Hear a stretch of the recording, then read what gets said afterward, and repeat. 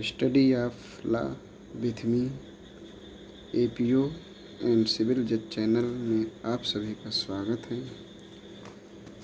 दोस्तों, UP APO का विज्ञापन शीघ्र ही आने वाला है, इसलिए इस चैनल के माध्यम से आप सभी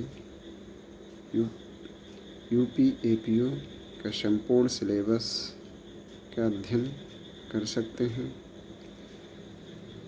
पूर्व के वीडियो में हमने पुलिस अधिनियम 1861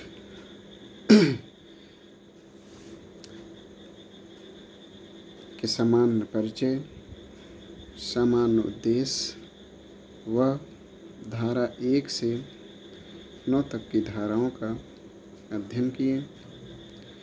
पुलिस अधिनियम 1861 22 मार्च 1861 को अधिनियमित किया गया। यह 1861 का अधिनियम संख्या 5 है। पुलिस अधिनियम 1861 बनाने का उद्देश्य पुलिस को पुनर्गठित करना, अपराधों का निवारण करना, अपराधों का पता लगाना,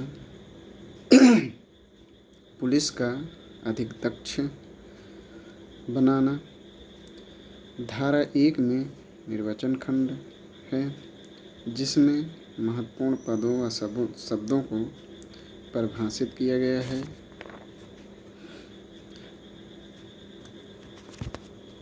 धारा 2 पुलिस बल का गठन या पुलिस बल की स्थापना का उल्लेख करता है।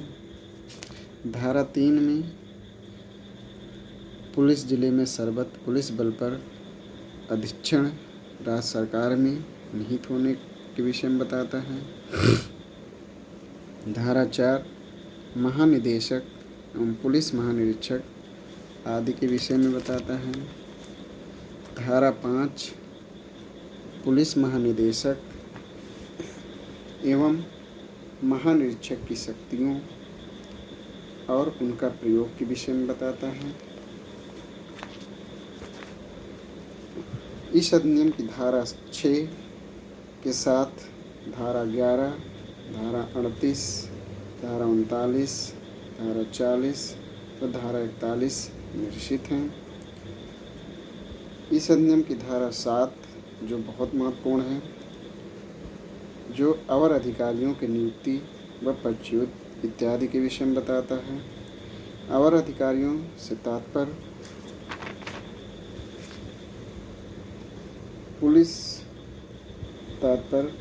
पुलिस अधिकारी का निर्वचन खंड धारा 1 में किया गया है, जिसमें ऐसे पुलिस अधिकारी जो उप अधीक्षक के निम्न श्रेणी का हो उसे अवर पुलिस अधिकारी कहा जाएगा। इस धारा में अवर अधिकारियों की नियुक्ति व पदच्युत के विषय में बताया गया है।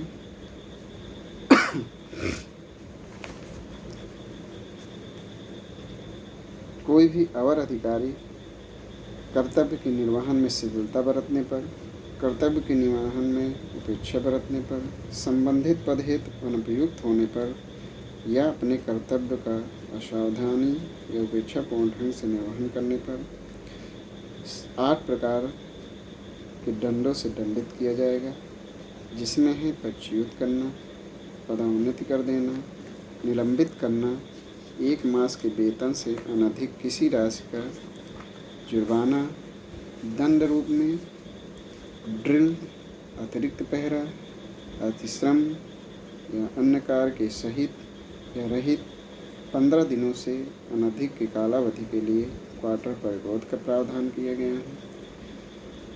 अगले चरण में सदाचार वेतन से वंचित करना, विशिष्ट या विशेष उपलब्धि के किसी पद से हटा देना, अवरोध पर रोक को दंड करके वार्षिक वेतन या वृद्धि पदोन्नति रोक देना।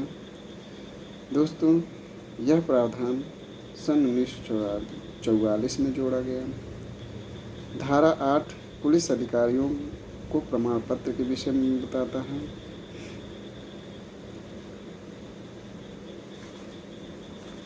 धारा 8 है नागरिक उड्डयन कार्मिक को प्रमाण पत्र के विषय में बताता है।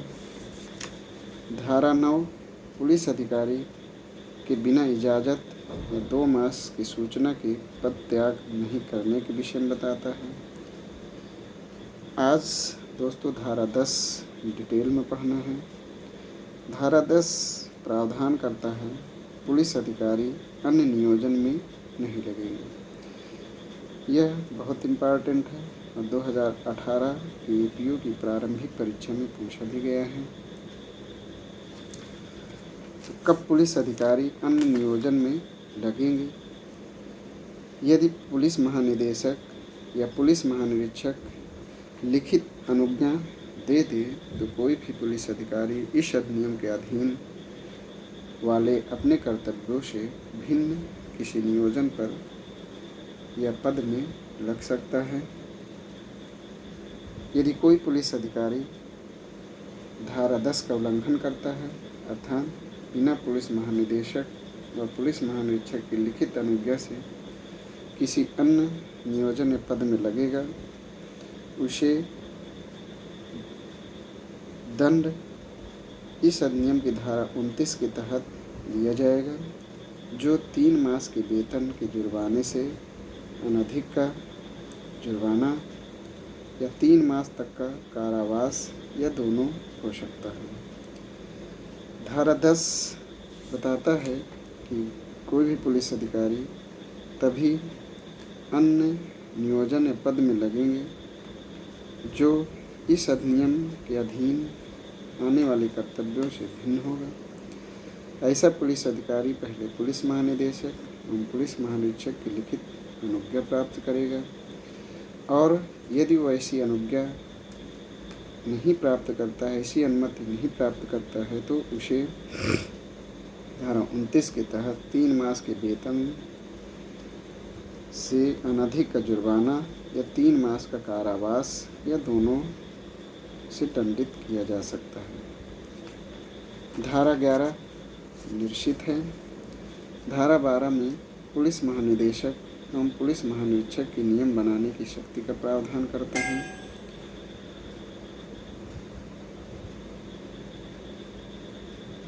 तो पुलिस महानिदेशक एवं महानिरीक्षक कब नियम बना सकते हैं, इसके विषय में बताया गया है कि ये प्राधिकारी या अधिकारी राज्य सरकार के पूर्व अनुमोदन के अधीन रहते हुए ही नियम बना सकते हैं। इस धारा के तहत बनाए गए नियमों का उल्लंघन करना धारा 29 के तहत दंडनीय होगा, जिसके लिए 3 मास से अनधिक के वेतन के बराबर का जुर्माना या 3 मास से अनधिक का कारावास या दोनों से दंडनीय होगा। दोस्तों धारा 13 ये बताता है कि धारा 14 तथा 15 में अतिरिक्त पुलिस बल की नियुक्ति से संबंधित प्रावधान के विषय में है, जो इस प्रकार है। धारा 13 व्यक्तिगत खर्च पर नियोजित अतिरिक्त पुलिस अधिकारी,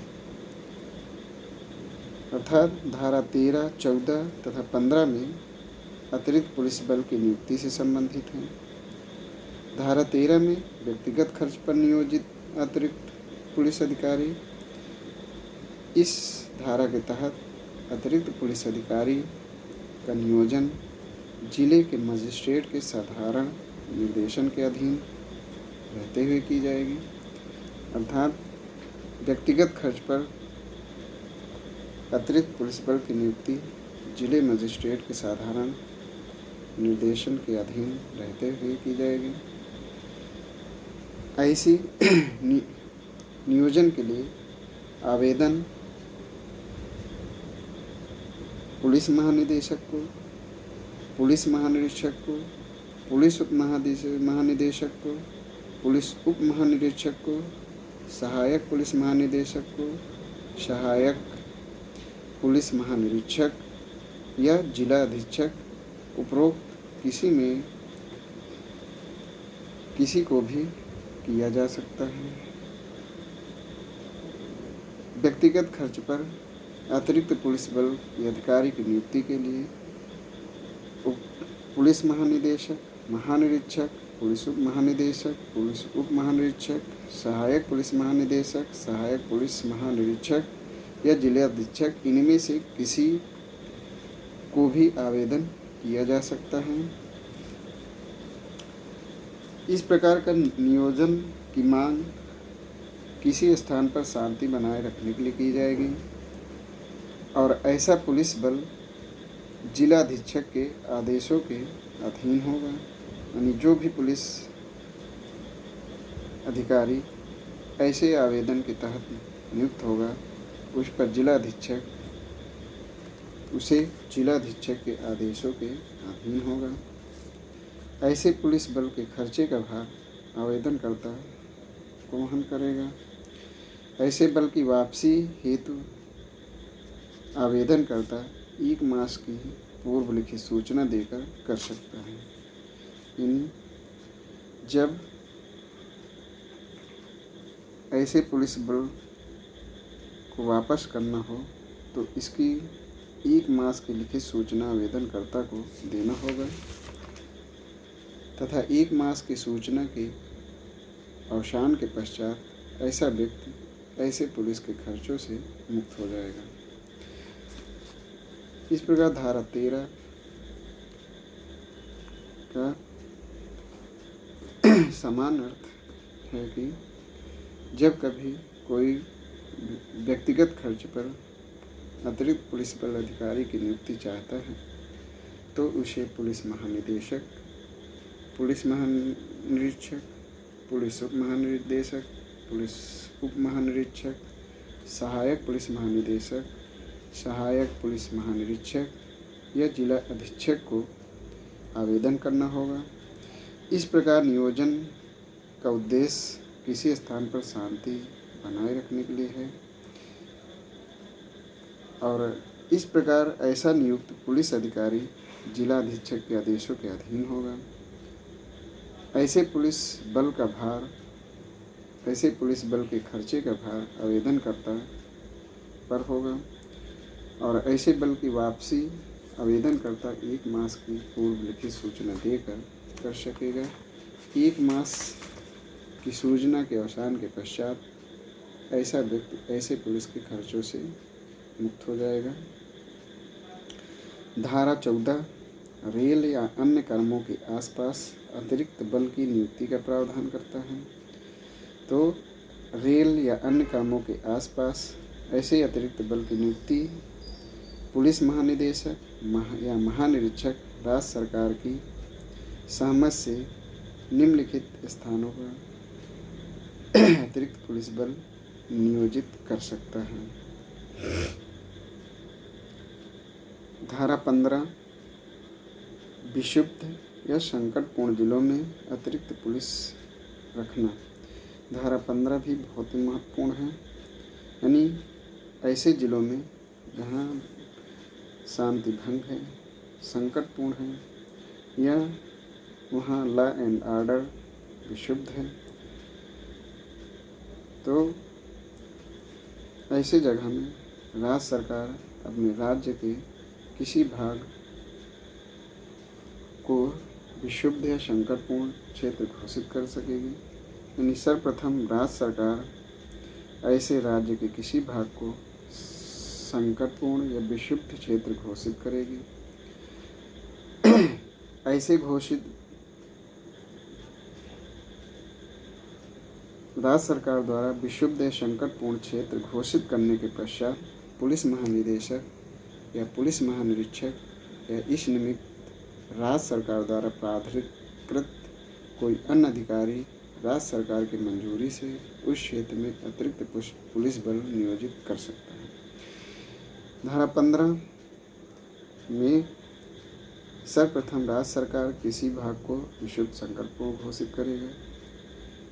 इसके बाद ऐसे विक्षुब्ध संकटपूर्ण घोषित क्षेत्र के लिए पुलिस महानिदेशक या पुलिस महानिरीक्षक या इस प्रकार राज्य सरकार द्वारा प्राधिकृत कोई अन्य अधिकारी राज्य सरकार की मंजूरी से उस क्षेत्र में अतिरिक्त पुलिस बल नियोजित कर सकता है। इस धारा के उपधारा 5 के उपबंधों के अधीन रहते हुए ऐसे अतिरिक्त पुलिस बल का खर्चा उस क्षेत्र के निवासियों से वसूला जाएगा। यानी ऐसे विशुद्ध या संकटपूर्ण क्षेत्र में नियुक्त अतिरिक्त पुलिस बल का खर्चा उस क्षेत्र के निवासियों से वसूला जाएगा। उपधारा 5 में यह प्रावधान किया गया है कि राज्य सरकार आदेश द्वारा ऐसे खर्चों के किसी भाग को वहन करने के दायित्व से किसी व्यक्तियों का या ऐसे निवासियों के किसी वर्ग या अनुभाग को छूट दे दे। यानी राज्य सरकार ऐसे स्थान या भाग में नियुक्त अतिरिक्त पुलिस बल के खर्चों से ऐसे किन्हीं व्यक्तियों या निवासियों को छूट दे सकता है।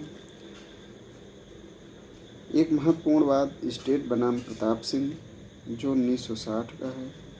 इस वाद में उच्चतम न्यायालय ने यह निर्णय दिया कि यदि जाति या धर्म के आधार पर खर्चा वहन करने से छूट दी जाती है तो अवैध होगा।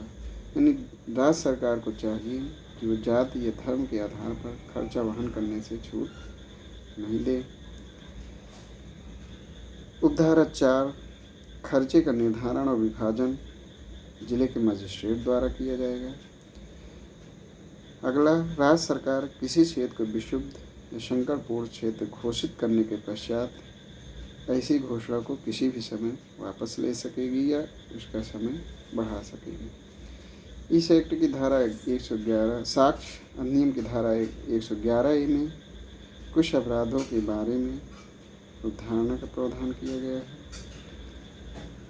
जिसके तहत यदि किसी क्षेत्र को राज्य सरकार ने विशुद्ध क्षेत्र घोषित किया हो और 1 मास तक ऐसी घोषणा विद्यमान हो तथा कोई व्यक्ति उस क्षेत्र में आयुष सहित पाया जाता है तो यह अवधारणा की जाएगी कि ऐसा व्यक्ति उस क्षेत्र को विशुद्ध करने में शामिल था। यानी साक्ष्य अधिनियम 1872 की धारा 111 में ये अवधारणा की गई है यदि राज्य सरकार किसी क्षेत्र को विशुद्ध घोषित किया है और ऐसी घोषणा 1 मास तक विद्यमान है तथा उस समय कोई व्यक्ति आयुष सहित उस क्षेत्र में पाया जाता है तो ऐसा माना जाएगा कि ऐसा व्यक्ति उस क्षेत्र में को विशुद्ध करने में शामिल था। धारा 15 महत्वपूर्ण है, जिसके महत्वपूर्ण प्रावधानों का चर्चा किया गया। अगले वीडियो में हम धारा 15A से 20 तक का अध्ययन करेंगे। धन्यवाद।